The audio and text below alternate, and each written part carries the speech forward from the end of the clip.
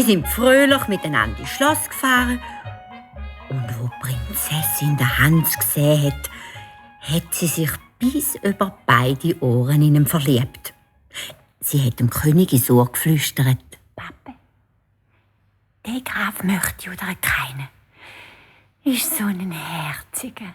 «Meinetwegen, Kind. Herr Graf, meine Tochter da möchte sie gern heiraten. Ich nehme an, dass es recht ist.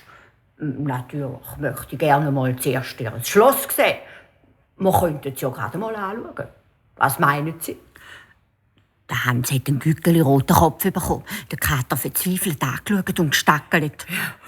«Ja, freilich möchte die Prinzessin gern heiraten.